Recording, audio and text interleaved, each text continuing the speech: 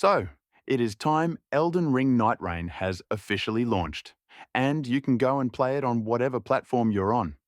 I will be playing it fairly soon and putting up some gameplay, but in the meantime, I want to go on a bit of a rant.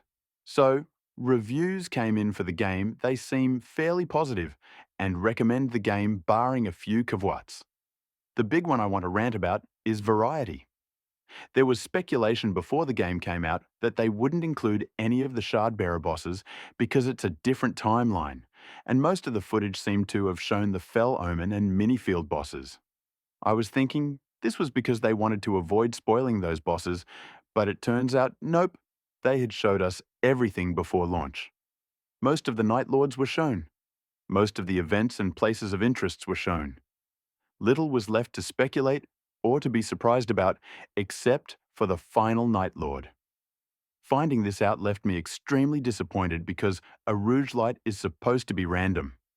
In Nightreign, there is no true randomization. Each Night Lord has a specific pool of bosses, and they will only get those bosses, none of the others. If you want to fight Nameless King, you will have to select a specific Night Lord, and the same goes for any boss you want to encounter.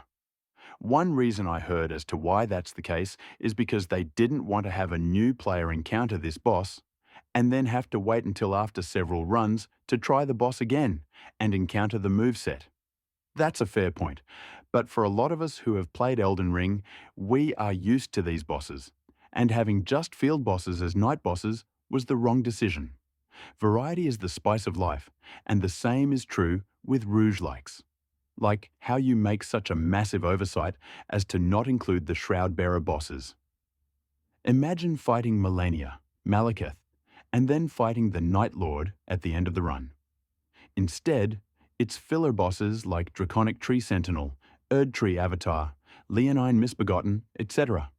People didn't buy the game to have an Elden Ring boss rush compromised of entirely mini-bosses. We were expecting, or I at least was, to have the possibility to get invaded by Starscourge Radahn and have him shoot down from the sky. Or encounter Messmer the Impaler, Bed of Chaos, Gwyn, Soul of Cinder, Godfrey. Those bosses would be reasons to do repeat runs and potentially have really challenging runs. The current state of the game makes it so that if you actually play this game hardcore like it's designed to be played, then you're going to experience how repetitive it really is. How do you attach the Elden Ring name on this and then not really include the bosses that are iconic to that name? The Night Lords are cool, but they only make up a small percentage of the experience. The rest is filled with underwhelming bosses. The fact it only has 6 bosses from Dark Souls is a major disappointment as well. I feel baited because they teased Nameless King in the reveal, which naturally led to conversations about who could make it in.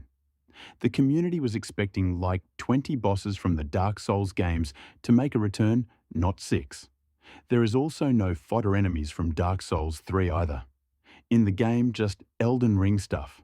This was their chance to make this epic Rouge-like that celebrates the history of Dark Souls and Elden Ring, but instead it's this uneven, underwhelming, undercooked project. The classes are cool, the Night Lords are cool, the gameplay loop works, but they don't have enough here to sustain players or make this a Souls experience that people will remember. This should have easily have been a top 5 Souls-like game, but I feel like after a few months people will be done with the game and just go back to Elden Ring, because it just is more of a complete experience. This game is not a complete experience, and it needs a year of post-launch support